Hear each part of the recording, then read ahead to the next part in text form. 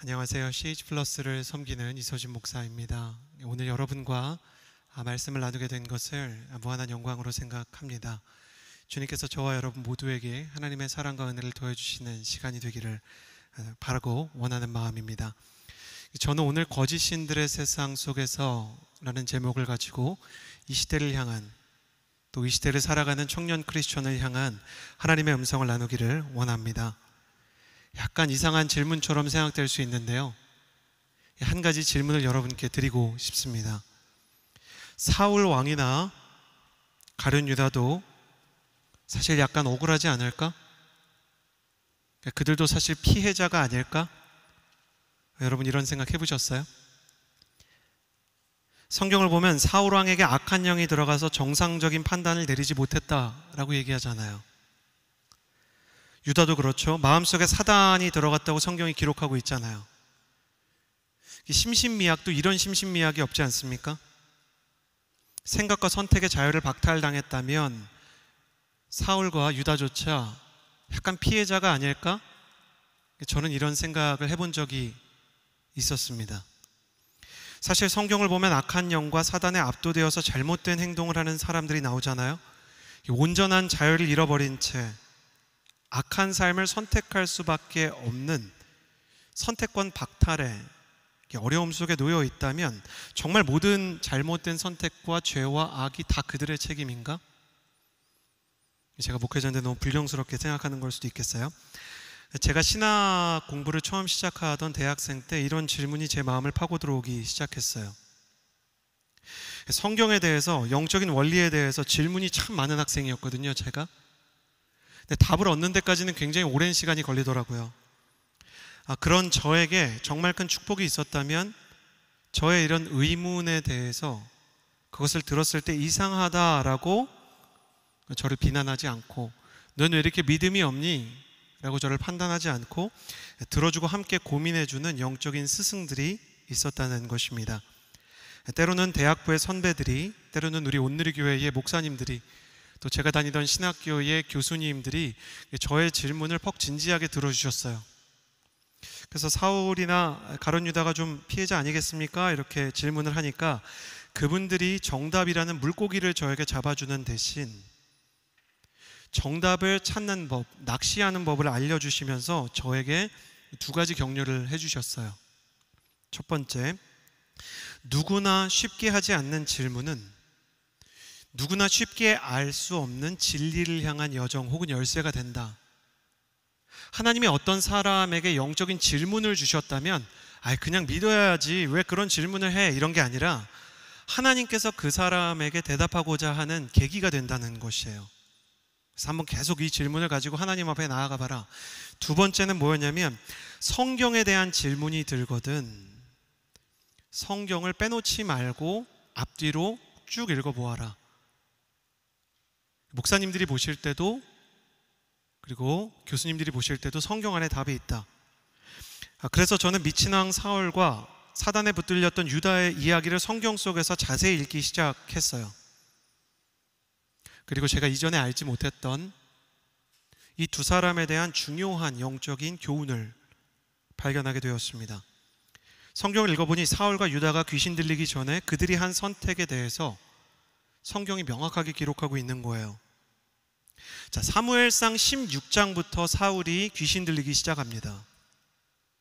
한 장 앞으로 가서 사무엘상 15장을 보면 어떤 일이 일어나냐면, 사울이 아말렉과의 전투에서 우상을 포함해서 아말렉의 모든 보물을 모조리 파괴하라는 하나님의 명령에 불순종하는 장면이 나와요. 귀신 들리기 전에도 사울은 불순종을 했던 겁니다. 더 앞으로 가서 사무엘상 13장을 보면 여러분이 모두 대부분 알다시피 레위 지파 혹은 제사장만 이스라엘의 제사를 집례할 수 있잖아요. 근데 사무엘이 오지 않으니까, 사무엘은 레위 지파죠. 제사장이자 마지막 사사였던 사무엘이 오지 않으니까 사울이 마음이 불안해져서 그냥 제사를 드리는 장면이 기록됩니다. 자, 이걸 통해서 우리가 뭘 배울 수 있는가? 악한 영이 사울의 마음을 빼앗기 전에 사울이 먼저 불순종을 선택한 것이죠. 그리고 사울의 이 불순종이 악한 영을 초청하는 초청장이 되었다는 것입니다. 그렇다면 가룟 유다는 어땠을까요? 요한복음 13장 2절을 보면 가룟 유다의 마음속에 사단이 들어갔다라는 구절이 나와요. 그런데 이보다 앞서 있는 구절들을 보면 이 마태복음 26장에 예수님이 이제 세족식하는 장면에 처음으로 이제 그 가룟 유다에게 귀신이 들어갔다라는 얘기가 나오거든요. 근데 그 앞에 있는 사건이 뭐가 있냐면 이미 유다가 대제사장들과 모의해서 예수님을 팔아넘기기로 작정하고 계약금조로 은 30을 받은 상태였어요. 사단이 들어가서 예수님을 판 게 아니라 예수님을 팔기로 작정했을 때 사단이 들어온 거죠. 유다가 마음속에서 예수님의 자리를 지워버리자 그 빈자리로 사단이 들어왔다는 것입니다. 자, 사랑하는 여러분, 이 중에 혹시 귀신을 자기 마음에 초청하고 싶은 분 계세요? 그런 분은 없을 거예요. 청년 여호수아 예배를 사랑성전 현장에서 예배드리는 예배당 예배자가 계실 거고요. 또 영상으로 예배하는 분도 계시겠지만 그 어떤 크리스천이 자신의 인생 가운데 악한 영과 귀신의 세력을 초청하고 싶겠습니까? 그러나 저는 성경을 통해서 이러한 결론을 여러분과 나누고 싶어요. 불순종과 죄는 사단을 향한 초청장이 된다는 것입니다. 이게 성경이 이야기하는 굉장히 무거운 가르침이에요. 내가 하나님 앞에서 불순종하고 하나님의 자리를 내 마음속에서 지워버리기 시작하면 그 공백을 틈타서 사단이 내 마음속으로 들어온다는 겁니다. 조금 더 나아가 볼까요? 여러분은 순종하고 있습니까? 하나님의 뜻에 대해서 그 뜻을 통한 은혜와 감격을 누리기 원하지만 실제로 하나님의 음성이 들리고 하나님의 말씀이 있다면 그 길을 따르기 위해서 순종하는 그 발걸음을 가지고 계십니까? 이 저녁에 다소 섬찟한 질문을 좀 드리고 싶어요. 당신의 인생을 돌아볼 때 당신은 성령님께 마음을 여는 사람입니까? 아니면 악한 영에게 마음을 열고 있는 사람입니까? 오늘 말씀은 성령님을 멀리하고 악한 영을 초청하는 세대에 대한 경고의 이야기로 시작이 됩니다. 자신의 잘못된 불순종의 대가로 사단과 함께 살아가는 사람들, 악한 영의 지배에 놓인 사람들과 함께 어울리게 된 성도들을 향한 경고의 메시지인 것이죠. 대체 왜 사람들은 계속 불순종의 길을 가고 악한 영을 초청하는 비극적인 일이 내 인생에 일어날 수 있음에도 불구하고 하나님의 경고를 무시하고 살아가는 것일까? 왜 사람들은 악령과 함께 살아가고 우상에 중독되어 살아가는가? 그 이유를 오늘 본문 9절에서 12절의 말씀을 통해 살펴보고자 합니다.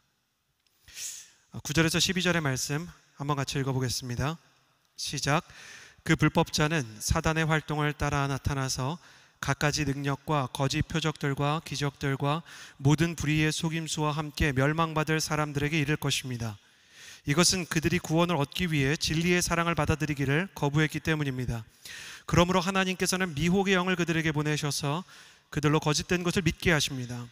이는 진리를 믿지 않고 불의를 기뻐하는 모든 사람들이 심판을 받게 하시려는 것입니다. 거짓 신들의 세상에 대한 이야기를 좀 나눠보고자 합니다. 오늘 우리가 함께 읽은 데살로니가전서 2장은 주님이 오시기 전에 마지막 시대를 살아가는 성도들을 위한 권면을 담고 있어요.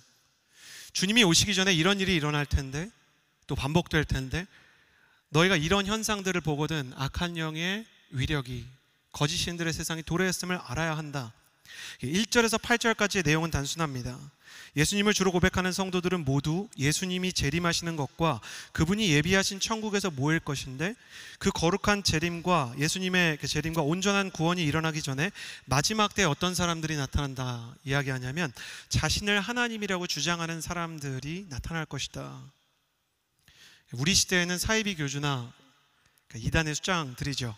자, 현장 예배 오신 분, 혹시 신천지 추수꾼으로 오신 분 계시면 손을 좀 들어주시면 예배 후에 최대영 목사님이 상담해 주실 텐데 혹시 계신가요? 2020년을 기준으로 우리나라에 자신을 하나님이라고 주장하시는 분이 한 20분쯤 계십니다. 여기서 20분이라는 것은 자신이 하나님이라고 주장하시는 분들 중에 성도 수가 100분 이상이신 하나님만 집계한 것이에요. 재림 예수님이 한 50분쯤 계세요. 그분들께 혹시 이 방송을 보면 좀 권면을 드리고 싶은데요, 100분 토론이나 끝장 토론을 좀 하셔서, 아니면 서로 선거 단일화 같은 걸 좀 해주셔서 수를 줄여주시면 저희 대학청년부가 9월에 2단 세미나를 준비하고 있는데 대응하기가 좀 수월할 것 같습니다. 50분은 너무 많아요.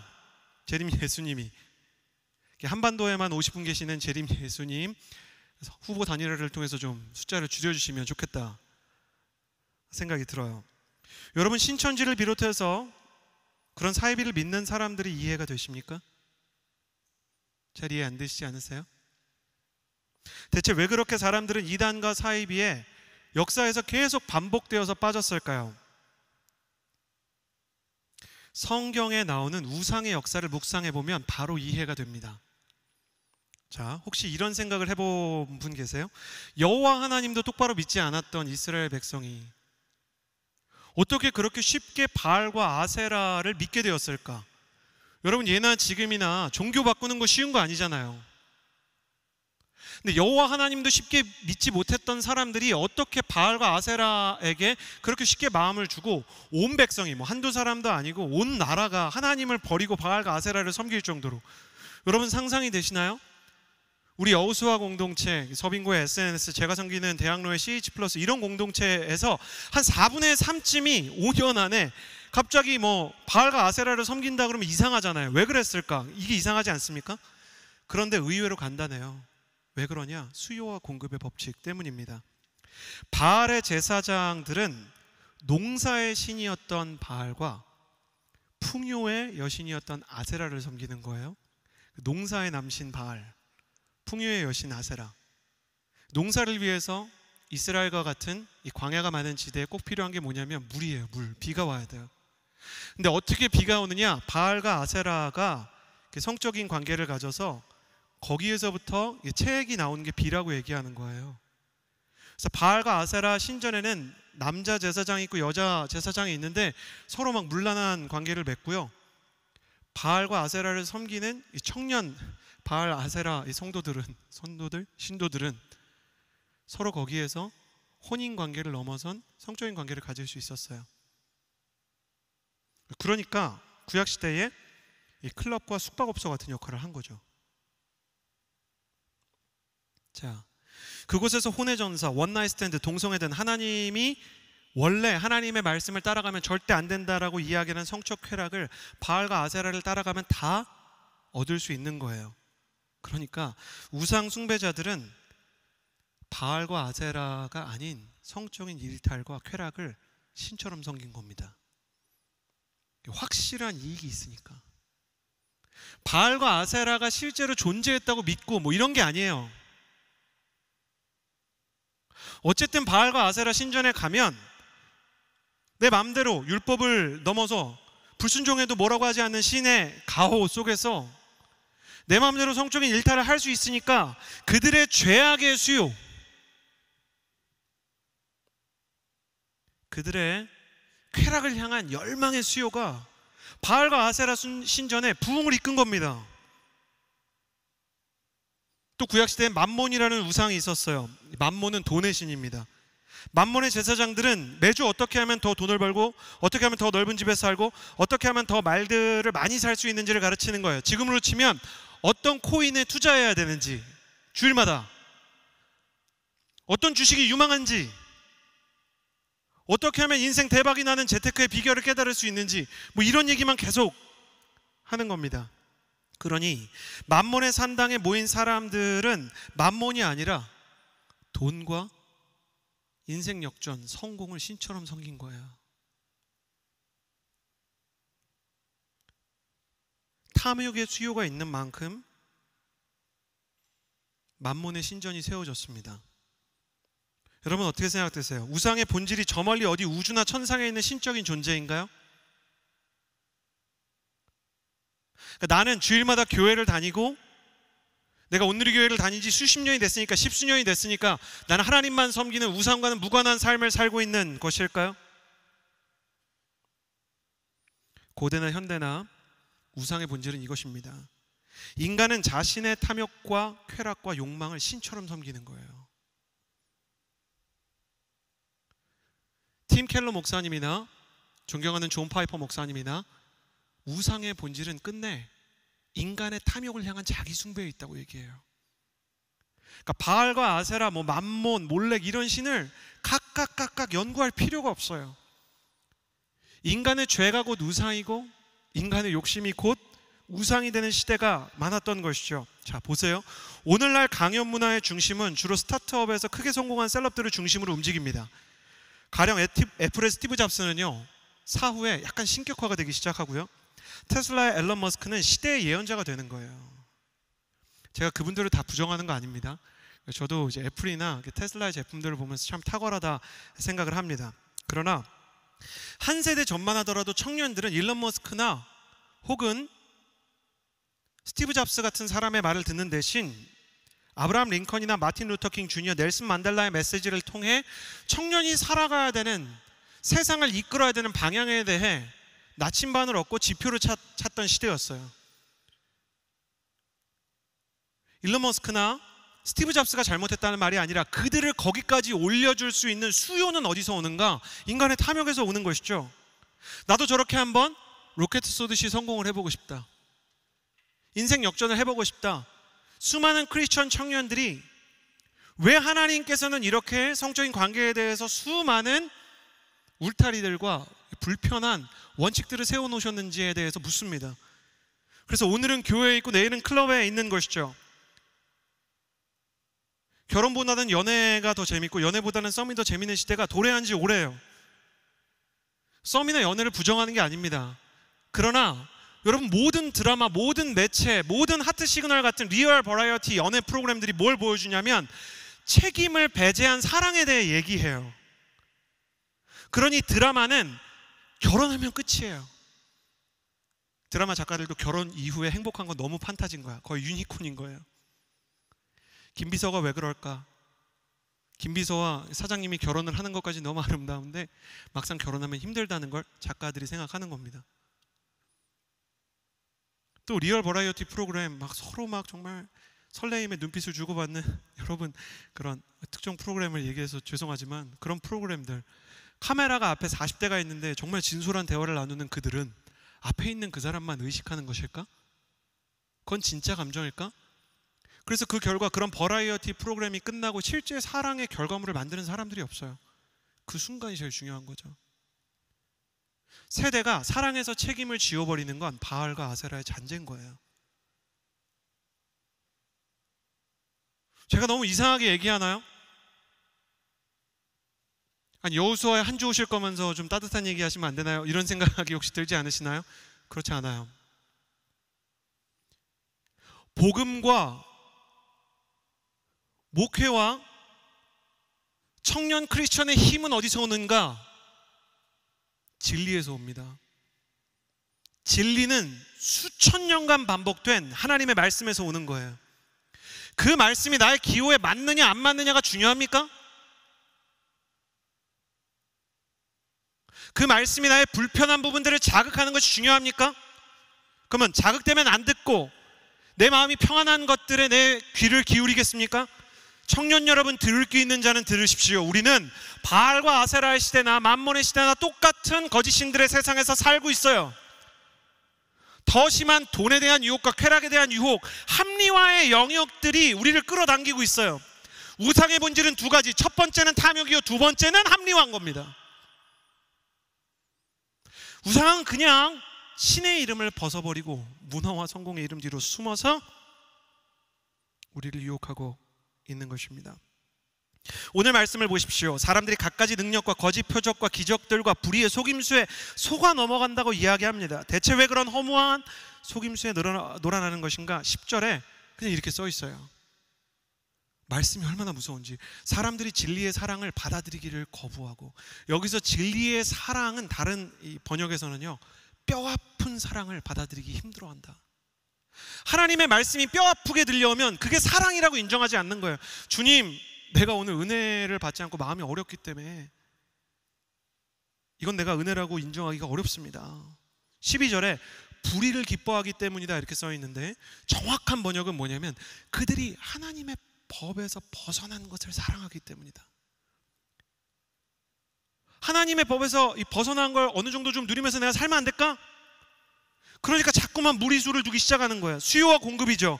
거짓 선지자들이 약속한 삐뚤어진 쾌락과 돈과 성공이 인생에서 가장 중요한 비전인 것처럼, 성취인 것처럼 이야기하는 세상 속에서 성도들은 예나 지금이나 어떤 공격을 받냐면 자존감의 위협을 받아요. 내가 이렇게 돈이 없는데 괜찮은가? 내가 이렇게 인생에서 다른 사람들은 막 연애도 쉽게 하는 것 같은데 내가 이렇게 세상에서 좀 오히려, 죄송합니다 이런 표현을 써서, 약간 찐따처럼 되는 거 아닌가? 난 좀 이렇게 뭔가 인생에 손에 거머쥐는 거 없이 세상 사람들이 볼 때 그냥 한심한 삶을 사는 거 어딘가? 쟤네들이 가진 거 나도 좀 가지면서 갈 수 없을까? 이 자존감과 상처를 계속 묵상하다가 우상이 이야기하는 우월감 속에 우리의 귀가 점점 흘러가는 것이죠. 이단과 사이비가 아닌 정통 기독교인인 우리도 영원한 생명보다 사라질 축복이 너무나 소중한 거예요. 이 자리에서 너무 이렇게 부족한 얘기를 해서 죄송하지만, 저도 정말 이렇게 아이를 위해서 기도하는 순간보다 때로 저희 아이가 이제 학원에서 쪽지 시험을 봤는데 스코어가 좋을 때가 더 행복할 때가 있어요. 애가 이렇게 말씀을 볼 때는 너무너무 예쁘고 기쁜데요, 구몬 수학 만점 맞으면 또 그게 그렇게 기쁜 전형적인 교육열에 치여있는 한국 부모가 아닌가 생각이 돼요. 내가 정말 기뻐하는 이 기쁨은 하나님도 이만큼 기쁘실까? 우리 아들 구몬 수학을 보고, 우리 아들의 영어 쪽지 시험을 보고, 8살밖에 안 된 이 아이가 이 교육 경쟁에 뭔가를 증명해야만 아버지에게 기쁨을 줄 수 있다는 것을 내가 보여주고 있는 건 아닌가?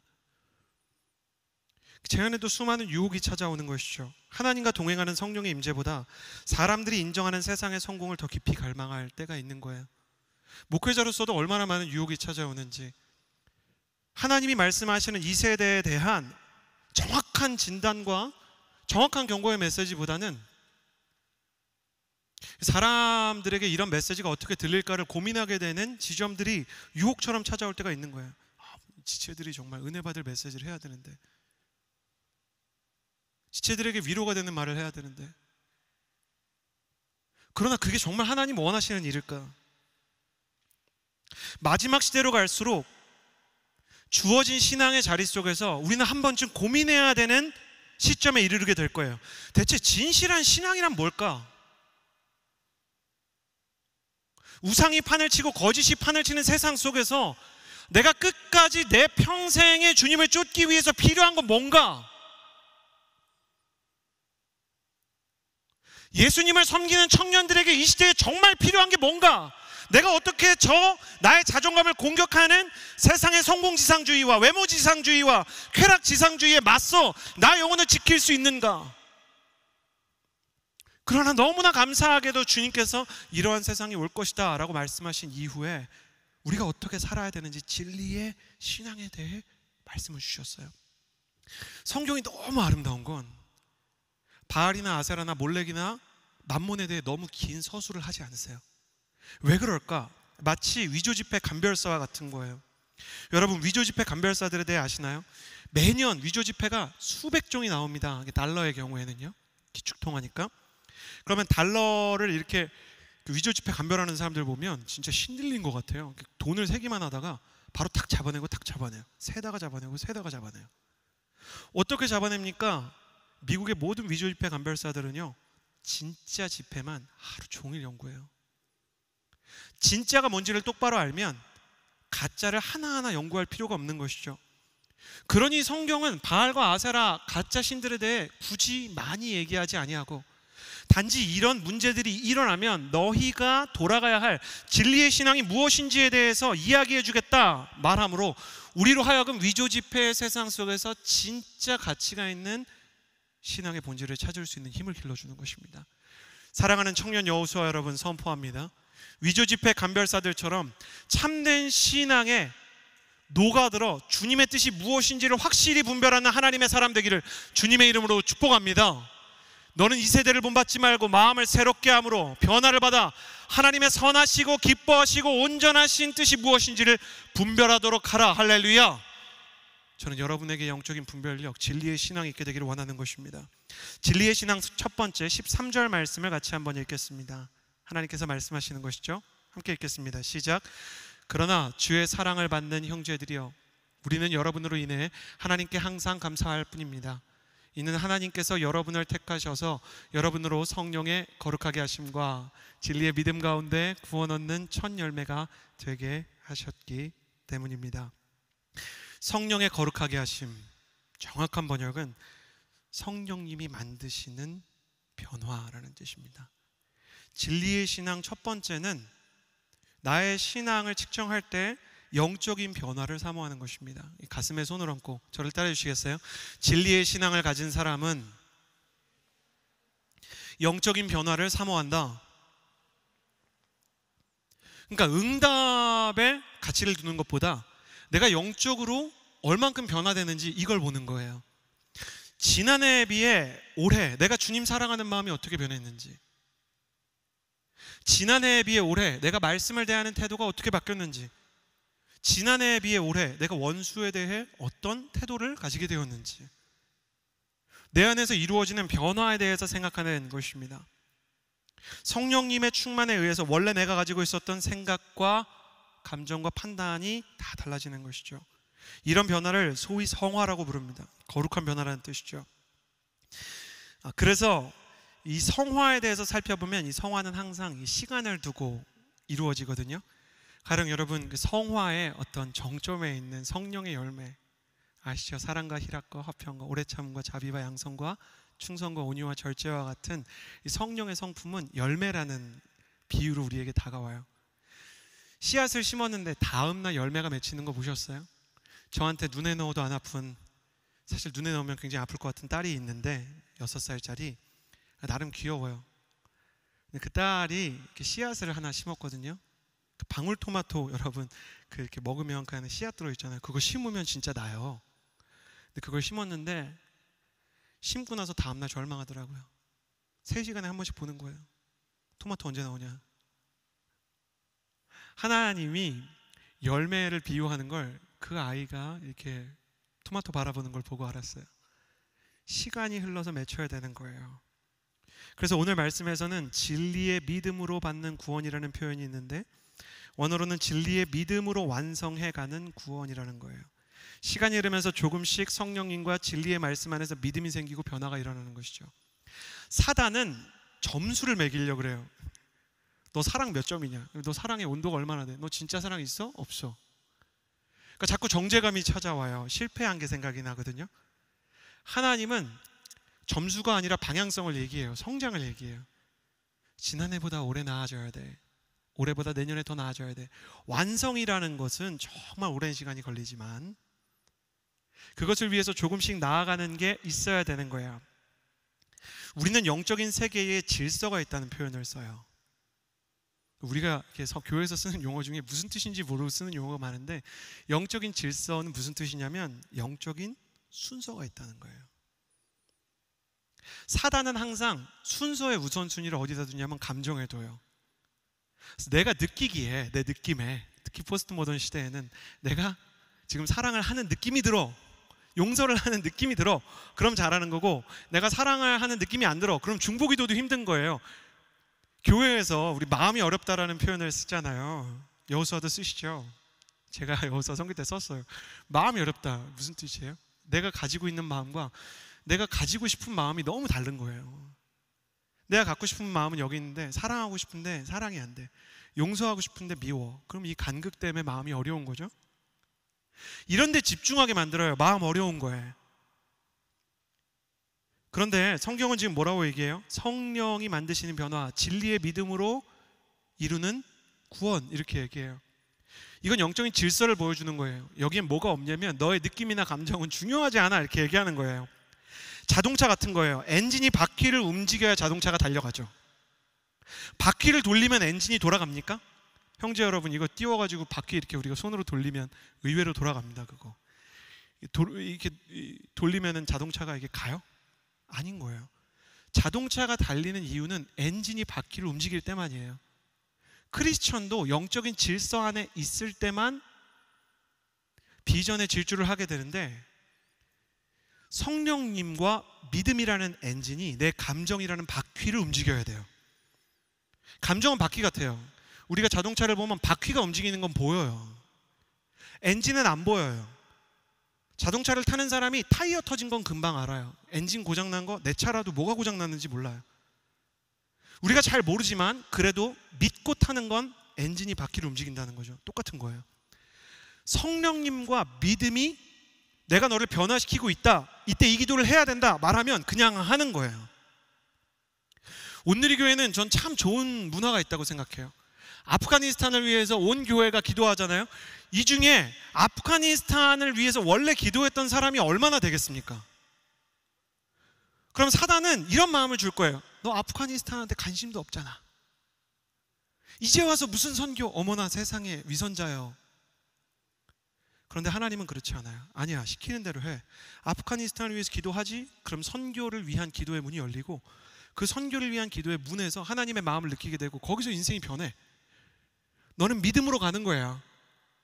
내가 인도하는 대로 가는 거야. 성령님이 그게 필요하다고 얘기하면 감정을 뒤로 하는 거야. 그러므로 진짜 변화되고 싶을 때 우리가 해야 되는 일은 뭐냐면, 사랑하는 여호수아 청년 여러분, 감정을 뒤로 하고 성령님의 뜻에 따라 움직이기로 작정하는 거예요. 간단한 거에서 시작하는 겁니다. 하나님, 그게 맞다고 말씀하시면 일단 그걸 해보겠습니다. 하나님, 기도하라고 말씀하시면 하는 거예요. 마음이 어려운 거는 잠깐 무시하는 거예요. 감정이 안 좋은 것도 내려놓는 거예요. 누가 미워요? 미운 거는 그냥 갖고 있으세요. 사단은 야, 미운데 그건 진심이 아니지, 위선자야, 바리새인아 이러는데, 그렇지 않아요. 하나님은 밉지, 괜찮아, 그래도 기도하는 거예요. 하나님, 미운데 하나님은 용서하라고 하는 것 같습니다. 용서할 수 있는 건 아닌데 해야 되면 되게 해주십시오. 이게 성령님이 이끄시는 트랙이에요. 여러분, 감정으로 믿음을 이끌고 가려고 하면 반드시 무너질 겁니다. 영적인 컨디션에 너무 민감하게 살지 마세요. 우리는 느낌이나 우리 자신의 평가로 사는 사람이 아니라 하나님의 말씀과 그분의 성령으로 인도함을 받는 사람인 줄을 믿습니다. 상처는 여러분의 영혼의 주인이 되어서는 안 돼요. 그게 막 여러분의 순모임에 너무 중요한 나눔의 주제가 되거나, 문제, 어떤 결핍, 내가 가지고 있는 아픔이 내 신앙의 모든 것을 차지해서는 안 돼요. 중요한 건 무엇인가? 이런 문제가 있지만 내가 주님의 말씀을 한번 믿어보려고 합니다. 성령님의 뜻대로 기도해보려고 합니다. 내 감정은 그렇지 않지만. 그러면 성령님의 엔진이 여러분을 인도하시기 시작해요. 예수님은 이렇게 말씀하셨죠. 볼지어다 내가 문 밖에 서서 두드리노니. 헨리 나우에는 뭐라 그랬냐면, 이 문 밖에, 주님이 문 밖에 있잖아요. 이 문이 사람의 감정이라 그랬어요. 이걸 포기하고 문을 열면 주님께서 들어오셔서 감정까지 새롭게 하신다. 할렐루야. 저는 여러분의 감정이 성령님에 의해 인도함을 받게 되기를 주님의 이름으로 축복합니다. 저는 여러분의 아픔이 여러분의 주인이 되지 않고 하나님의 말씀이 여러분의 인생의 주인 되기를 주님의 이름으로 축복합니다. 하나님의 말씀과 성령님을 사모하세요. 그분이 인도하시는 삶 안에서 나의 감정과 나의 판단이 제자리를 찾게 되어 있다는 것이죠. 두 번째 진리의 신앙에 대해 나누고 싶습니다. 14절의 말씀 같이 한번 읽어보았으면 좋겠어요. 14절 함께 읽겠습니다. 시작. 이를 위해 하나님께서 우리의 복음을 통해 여러분을 부르셨으니 이는 우리 주 예수 그리스도의 영광을 얻게 하시려는 것입니다. 가슴에 손을 얹고 저를 따라해 주시겠어요? 진리의 신앙을 가진 사람은 주님의 영광을 추구한다. 14절의 말씀을 보면 우상이 판치는 세상 속에서 그들에 물들지 않고, 세상의 속임수와 거짓에 물들지 않고 주님이 정말 기뻐하시는 사람이 되는 비결이 써 있어요. 그게 뭐냐면 주 예수 그리스도의 영광을 구하는 것이에요.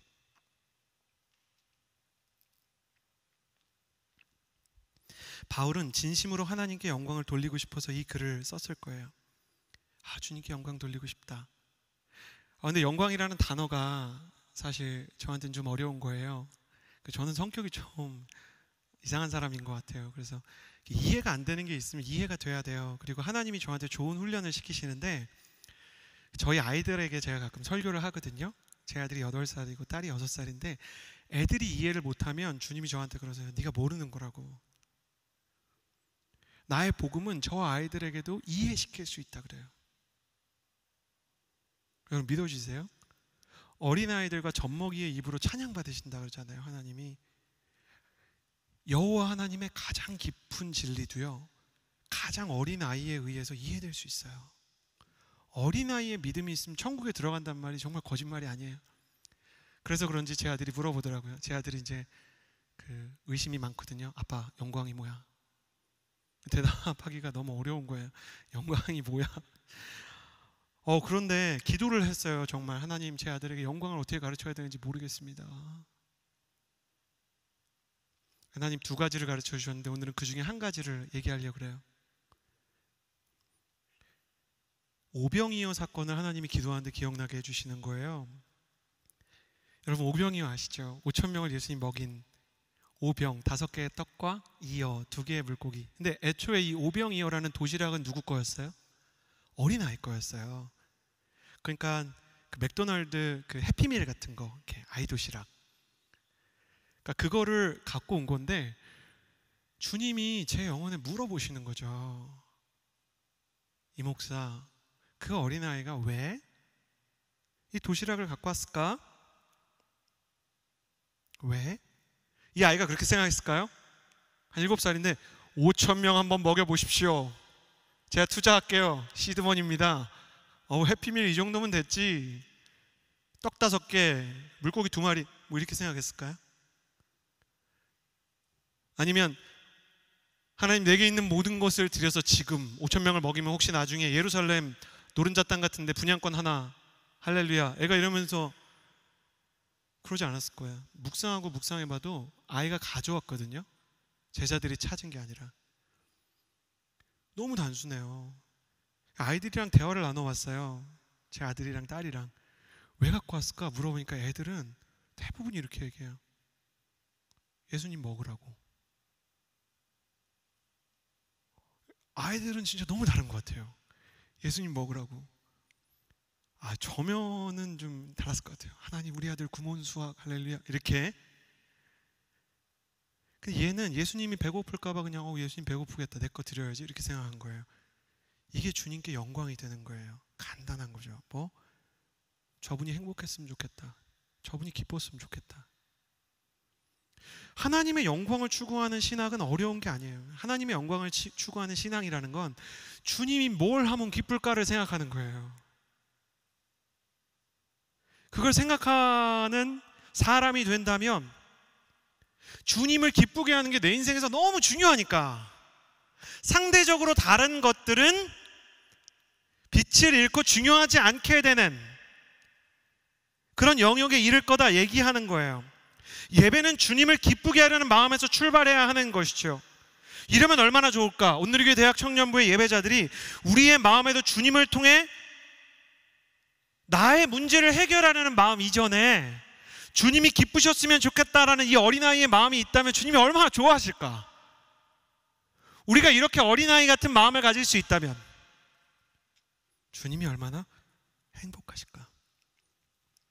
이런 마음을 가지고 있는 사람은 심지어 우상의 모든 세력이 어떻게 할 수가 없다는 거예요. 저를 좀 봐주시겠어요? 너무 죄송해요.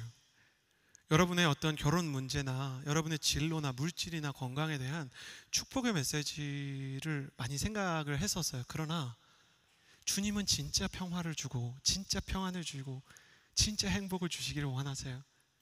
유기성 목사님이 한 번은 마리아 행전에 오셨어요. 여러분 마리아 행전 혹시 가보셨어요? 여자분만 한 2,000명이 흰 옷을 입고 계세요. 이렇게 예배 스텝 하다 보면 소름이 돋아요.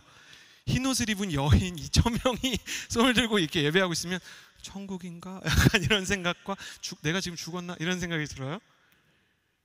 근데 유기성 목사님 그런 질문 하시는 거예요. 여러분, 남편만 좀 바뀌었으면 내가 행복하겠다. 손 한번 들어보시겠어요? 방금까지 전능하신 하나님 찬양하고 계셨던 분들이 과반수 이상이 손을 드세요. 남편만 바뀌면. 손 든 채로 자식만 좀 제대로 되면 내 인생 행복하겠다. 손 들어보시겠어요? 다 들었어요. 다 다 내리라 그런 다음에 유기성 목사님 그러시는 거예요. 여러분, 성경 말씀에 예수님 한 분으로 만족할 수 있다고 분명히 써 있죠. 무화과 나무 잎이 마르고 포도 열매가 없어도 여호와 하나님으로 인해 즐거워할 수 있다고 써 있죠. 그러니까 그 전까지 유기성 목사님 다 이렇게 존경하시니까 아멘 엄청 크게 하시던 분들이 막 잠잠해요. 이런 질문을 하시는 거예요. 예수님도 행복하게 할 수 없는 여자를 일개 남편 따위가 어떻게 행복하게 해줄까? 예수님도 행복하게 할 수 없는 여인을 피조물인 자식 따위가 어떻게 행복하게 해줄까? 응답은 소중한 것입니다. 우리는 응답을 통해서 신앙에 마치 대나무의 매듭과 같은 견고한 부분들을 만들게 되고 그것이 우리의 영적인 자질이 되죠. 그러나 응답이 없을 때 우리를 지켜주고 우리를 평안하게 하고 행복하게 하고 충만하게 하는 것은 주님의 영광을 사모하는 마음이에요. 우리 마음속의 일부라도 우리의 문제를 해결하라는 마음 이전에 우리를 통해 주님이 기뻐하시면 좋겠다는 어린아이의 마음이 있다면 우리가 이전에 경험해보지 못했던 진짜 평안과 행복과 부흥이 이 청년 세대에 분명히 일어날 거예요. 저는 제가 여러분이 그런 사람이었으면 좋겠어요. 우리의 예배를 통해 우리의 기도를 통해 주님께서 웃으시고 기뻐하시는 날이 오게 되기를 주님의 이름으로 축복합니다. 아멘. 마지막 진리의 신앙입니다. 15절에서 17절 말씀 읽겠습니다. 그러므로 형제들이여 굳게 서서 우리의 말이나 편지를 통해 여러분이 배운 전통들을 굳게 지키십시오. 우리 주 예수 그리스도의 사랑하시며 은혜 가운데 영원한 위로와 선한 소망을 주시는 하나님, 우리 아버지께서 친히 여러분의 마음을 위로하시고 모든 선한 일과 말에 강건하게 해주시기를 빕니다. 세 번째 나누고 싶은 것, 가슴에 손을 얹고 저를 따라해 주시겠어요? 진리의 신앙을 가진 사람은 다시 경건의 훈련을 한다. 말씀에서 여러분이 배운 전통을 굳게 지키라 이렇게 얘기합니다. 계속해서 초대교회부터 있었던 말씀과 기도의 훈련을 하라는 것이죠. 디모데전서 4장 7절에도 이 이야기가 반복되는데 저속하고 헛되게 꾸며낸 이야기를 버리고 오직 경건에 이르도록 너 자신을 단련하여라 이렇게 얘기해요. 경건이라는 말은 가들리네스, 하나님을 닮아가는 여정, 하나님을 닮아가는 성품을 의미하고요. 경건에 단련하라는 말은 반복하라는 말이에요. 그러니까 낙심하지 말고 다시 일어나서 하나님 닮아가기로 다시 시작해봐라 이거예요. 하나님 앞에서 영적인 훈련의 시간을 쌓아가고 그분을 닮을 때까지 경건을 단련해라. 기독교 문화권에서 탄생한 또 널리 쓰인 언어 라틴어는요, 정체성이라는 단어를 이렇게 규정해요. 아이덴티티라는 단어는 이센티타스에 ENT됨을 더한 거거든요. 이센티타스는 이 존재라는 뜻이에요. ENT됨은 반복이에요. 반복된 존재가 그 사람의 정체성인 거예요. 주님은 이걸 이미 아시고 네가 경건을 반복하면 그게 네 정체성이 돼 이렇게 얘기해요. 바꿔볼까요? 사랑하려고 하면 넌 사랑하는 사람이 돼. 내가 그렇게 해놨어. 온유하려고 하면 진짜 온유한 사람이 되게 만들어놨어. 기도가 안 되지. 근데 기도의 자리에 있으면 넌 기도하는 사람이 될 거야. 사람의 반복된 행동이 아이덴티티를 만든다는 것이죠. 나 같은 사람이 뭘 할 수 있을까? 내가 하나님을 닮아가는 것이 가능할까? 수없이 의심이 들지 않으세요? 그러나 거짓 신들의 세상 속에서 휘청이면서 세상의 유혹과 막 세상의 막 성공 신화와 돈의 유혹에 막 이리저리 막 괴로워하는 우리를 하나님은 전혀 이상하게 보지 않으세요. 사람은 그렇게 바람이 불면 흔들릴 수밖에 없는 거야. 그러나 크리스천의 저력은 쓰러지지 않는 완벽함에 있는 게 아니라 쓰러져도 다시 시작하는 용기에 있다. 주님이 그것을 얘기하시려고 반복이라는 표현을 쓰는 거예요. 수많은 청년들이 부모님 용서하려고 하다가 뭐 하나 부딪히면, 명절이 다가오면 난 틀렸다 이렇게 얘기해요. 수많은 청년들이 중보기도 하려고 하다가 잠이 들어버리면 나는 기도할 사람이 아닌가 봐 이렇게 얘기해요. 하나님은 그렇지 않아요. 지금부터 시작하는 거예요. 다시 일어나서 시작하면 내가 그때도 너와 함께 있을 거야. 성경의 수많은 사람들은 넘어지지 않고 전진할 수 없었고 흔들리지 않고는 피어날 수 없었죠. 그들이 넘어져도 일어날 수 있고 흔들려도 피어오를 수 있었던 것은 그들을 지탱해주는 하나님이 계셨기 때문이에요. 사랑하고 응원하는 여호수아의 청년 여러분, 이 어두운 시대 속에 우리의 영혼을 지켜주는 가장 큰 영적 본질과 회복은 하나님의 예배와 기도와 말씀 앞에 여러분 자신을 다시 한번 머무르게 하는 것이에요. 영적 수성을 위한 52주 기도의 스탠드에 참여하세요. 다시 중보기도절에서의 삶을 결단하세요. 부모님을 용서하기 위해, 한 영혼을 품기 위해 다시 기도의 자리 앞으로 나아가세요. 그렇게 반복해서 주님 앞에 서기로 결단하면 하나님은 거짓 신들의 세상 속에서 견고함을 지키고 거룩함을 지켰던 다니엘처럼 여러분의 영혼을 지켜주실 거예요. 하나님은 하나님 앞에 무릎 꿇는 청년을 결코 거짓 신들 앞에 무릎 꿇게 하지 않으실 것입니다. 이 시간에 초청하는 마음으로 여러분과 기도하기를 원합니다. 눈을 감아주시겠어요? 여러분, 정직하면 정직할수록 회복이 빨라요. 의사 앞에서 여러분이 여러분의 아픔을 진실하게 얘기할수록 진단이 정확해지는 것과 같죠. 그래서 초청할 건데, 하나님, 나는 잘 되는 친구들을 보면 가끔 나의 신앙에 대해서 조금 쓸쓸함과 허전함이 느껴집니다. 난 언제쯤 잘 되보나 하는 비교의식과 열등감과 이루어지지 않는 수치인불명과 같은 기도에 대해 아픔을 가지고 있습니다. 그런 분들 주님이 너무 사랑하시거든요. 그 모습 그대로 사랑하시니까 자리에서 좀 일어나 주시겠어요? 하나님, 난 신앙생활 하면서도 이게 기도가 언제 응답되나 좀 막막합니다. 성공이 부럽고 돈이 부럽고 때로는 하나님 세상의 영광이 좀 부럽고 결혼의 문제 때문에 많이 어렵고 이루어지지 않는 기도에 대해 아픔이 있습니다. 일어나 주시고요. 또 초청합니다. 내가 정말 하나님 앞에 하나님을 닮고 예배하기 원하지만 내 마음에는 너무 어두움이 많아서 주님을 닮기에는 너무 부족한 게 많아서 스스로가 미울 때가 있습니다. 그런 분들 주님 너무 안아주시기 원하세요. 일어나 주시겠어요? 하나님 앞에서 오늘 기도가 설령 잘 되지 않아도 이것만으로도 주님 앞에서 내 마음을 표현하는 것이죠. 마지막으로 초청합니다. 주님, 나는 이 어두운 세상 속에서 하나님의 사람이 되기를 원합니다. 내게는 아직도 하나님의 온전하심과 선하심을 담기 원하는 마음이 있습니다. 하나님을 향한 사랑과 그분을 향한 열정을 가진 청년이 있다면 그 자리에 일어나서 함께 기도할 때, 이 시간 첫 번째로 기도하며 나아갈 때 주님, 연약한 우리에게 성령의 기름 부어주셔서 하나님 포기하지 않고 쓰러질 때마다 일어나게 하여 주옵소서. 다시 말씀 앞에, 다시 기도의 자리 앞에 나 자신을 내어놓으며 주님께서 나를 변화시킬 때까지 포기하지 않고 나의 죽음의 순간까지 주와 함께 동행하며 다시 일어나는 회복의 사람, 거룩한 예배자가 되게 하여 주옵소서. 두 손을 하늘로 향하여 들고 주여 한번 부르짖고 기도하며 나아가겠습니다. 기도합시다. 주여,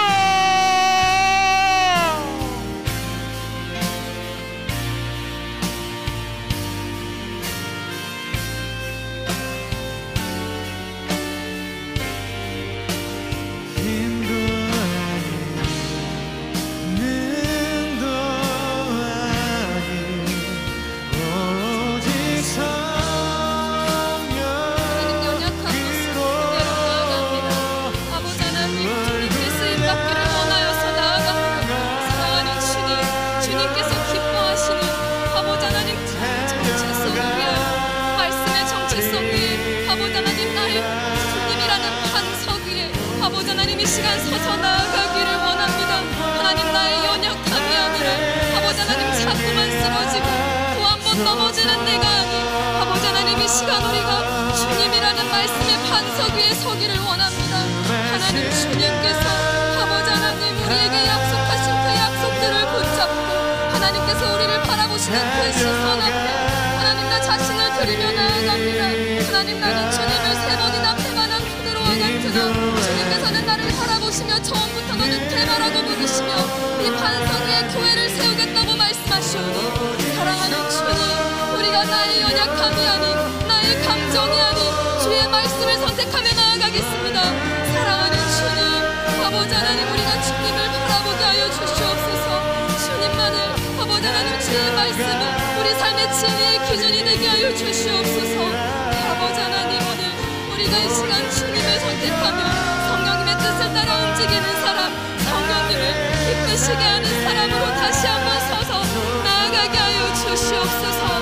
아버지 하나님, 아버지 하나님, 우리가 오늘 하나님을 향하여 가보게 하여 주시옵소서. 아버지 하나님, 주시기를 원합니다.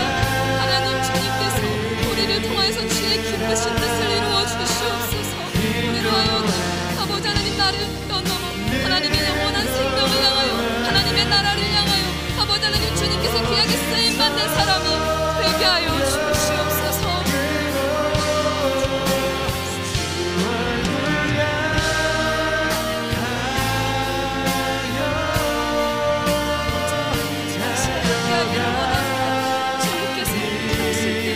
아버지 하나님, 우리가 이 풍랑이는 바다 위를 걷게 하여 주시옵소서. 아버지 하나님,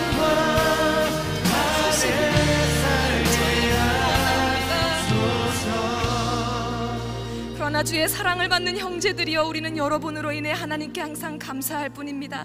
이는 하나님께서 여러분을 택하셔서 여러분으로 성령의 거룩하게 하심과 진리의 믿음 가운데 구원 얻는 첫 열매가 되게 하셨기 때문입니다. 이를 위해 하나님께서 우리 복음을 통해 여러분을 부르셨으니 이는 우리 주 예수 그리스도의 영광을 얻게 하시려는 것입니다. 하나님 아버지, 우리가 이 시간 주님 앞에 한 번 더 나아갑니다. 우리가 손에 가진 것은 비록 어린아이의 오병이어 그 작은 도시락과 같지만 하나님 손에 들릴 때 예수님을 기뻐하게 하시기 위하여 우리가 주님 손에 쥐어드릴 때 하나님께서 그곳에 하나님의 역사를 이루시고 하나님의 나라가 임하게 하실 줄을 믿습니다. 우리가 이 시간 예수님을 기쁘시게 하는 신앙을 갖게 하여 주시옵소서. 예수님을 사모하고 주님이 좋아서 주님께 달려나아가는 정말 어린아이와도 같은 신앙으로 주님께 나아가게 하여 주시옵소서. 말씀을 선택하는 사람, 주님께 정말 단순하게 사랑을 고백하며 주님을 기쁘시게 하기 위하여 내 삶이 주님의 영광의 도구로 사용되기를 사모하며 나아가는 사람이 되게 하여 달라고 이 시간 다시 한번 주여 한번 부르짖고 기도하며 나아가겠습니다. 주여, 사랑하는 아버지 하나님, 어린아이의 도시락과도 같은 나의 삶을 주님 앞에 올려드립니다. 아버지 하나님, 비록 내가 가진 것 물고기 다섯, 아버지 하나님 밖에 없지만 아버지 하나님 주님께 드릴 때에 아버지 하나님께서 그것을 통하여 역사하시는 믿습니다. 아버지 하나님, 내 삶 가운데 하나님이 기뻐하시는 뜻이 이루어지기를 원합니다. 아버지 하나님, 내가 세상의 신들을 쫓지 아니하고 세상의 거짓된 속삭임들을 아버지 따르지 아니하고 이 시간 주님 한 분 기쁘시게 하기 위하여 살기를 결단하며 나아갑니다. 아버지 하나님, 내 삶의 목적 주님을 알아가는 것이고 아버지 하나님, 내 삶의 이유 하나님을 바라보는 것임을 우리가 고백하며 나아갑니다. 사랑하는 주님, 이 시간 아버지 하나님, 우리가 비록 나 자신의 연약함일지라도 주님께 달려나아가게 하여 주시옵소서. 아버지 하나님, 우리가 그것을 가지고 나아가지만 아버지 하나님, 주님 앞에 나아갈 때에 주님께서 그것을 하늘의 전국 잔치로 바꾸실 수 있음을 믿으며 나아갑니다. 아버지 하나님, 것 없지만 아버지 시선을 나 자신에 두지 않고 하나님께 드리며 나아갈 때에 하나님께서 우리의 청년들의 삶 가운데 역사하시고 아버지 하나님, 우리의 삶 속에 하나님의 역사가 일어나는 것을 보게 하여 주시옵소서. 아버지 하나님, 내가 나의 성공을 위하여서 나의 쾌락을 위하여서 사는 삶이 아니라 아버지 하나님, 주님을 바라보며 주님을 기쁘시게 하기 위한 그 어린아이와도 같은 순수한 믿음을 가지고 나아갈 때 아버지 하나님, 주님께서 부르실 때 다른 거 생각하지 아니하고 계산하지 아니하고 주님 앞에 달려 나아갈 때 아버지 하나님, 주님께서 기쁘시며 주님께서 축복하시며 아버지 하나님, 주님께서 하늘을 우러러 축복하여 주실 줄을 믿습니다. 아버지 하나님, 우리를 통하여 역사하여 주시옵소서. 우리의 작은 섬김을 통하여 아버지 하나님, 역사하여 주시옵소서. 아버지 하나님, 도와주시기를 원합니다. 아버지 하나님, 도와주시기를 간절히 원합니다. 아버지 하나님, 주님께서 함께하시고 하나님, 주님께서 나를 기뻐하시는 것 그것보다 더 큰 즐거움이 내 안에 없음을 고백하며 나아갑니다. 아버지 하나님,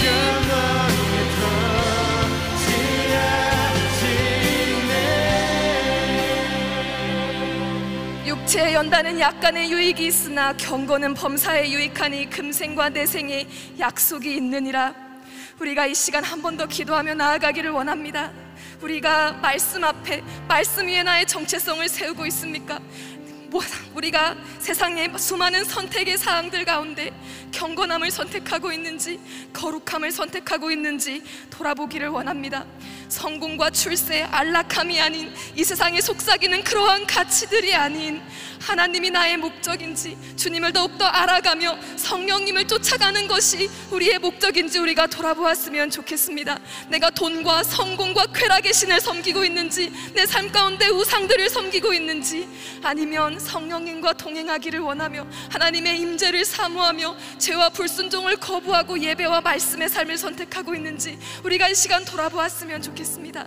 사랑하는 아버지 하나님, 비록 죄와 불순종을 내 삶에서 끊어내는 것이 나에게 고통스러울지라도 주님을 기뻐하게 하시기 위하여 내가 경건의 삶을 연습하겠습니다. 내가 거룩을 선택하겠습니다. 내가 하나님의 임재를, 성령님의 동행하심을 선택하겠습니다. 내가 하나님을 예배하겠습니다. 나의 모든 삶 속에서 주님 한 분만을 예배하겠습니다. 이 시간 고백하며 다시 한번 기도하며 나아가겠습니다. 기도하시겠습니다.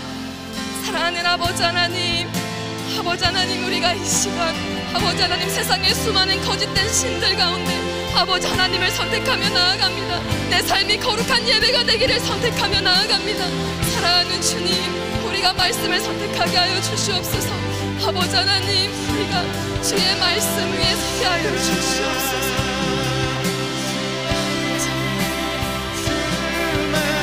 사랑하는 주님, 삶의 수많은 선택지들 가운데 아버지 하나님, 내가 성공을 선택하지 않게 하여 주시옵소서. 이 세상의 가치관들이 아닌 아버지 하나님, 이 세상이 너가 즐겨도 된다고, 너가 누려도 된다고 말 속삭이는 죄악의 유혹들이 아닌, 그리고 이 세상이 너는 이것을 향해 일하라고 손 내미는 아버지 하나님, 각종 세상의 성공과 출세와 명예가 아닌, 내가 오늘 하나님 앞에 거룩함을 선택하겠습니다. 내 삶 가운데 하나님 나라가 임하는 것을 선택하겠습니다. 아버지 하나님, 내가 주님 앞에 거룩한 자가 되겠습니다. 이 시간 우리가 이렇게 고백하며 나아가게 하여 주시옵소서. 아버지 하나님, 내 삶의 가장 값진 것 예수 그리스도를 선택하겠습니다. 주의 십자가를 선택하겠습니다. 주께 순종함을 선택하겠습니다. 사랑하는 주님, 내가 이 세상의 유혹들이 아니라, 이 쾌락의 신들이 아니라 아버지 하나님, 주님 한 분만 기뻐하시는 삶을 선택하겠습니다. 말씀의 반석 위에 내 삶을 세우고, 그것이 괴롭기로는 고통을 수반하고 나의 불이익을 수반하고 아버지 하나님, 내가 포기해야 되는 것들이 있더라도 하나님, 내가 주님 한 분만 선택하겠습니다. 사랑하는 주님, 나를 받아주시옵소서. 나를 사용하여 주시옵소서. 아버지 하나님, 내가 주님 한 분만을 예배하게 하여 주시옵소서.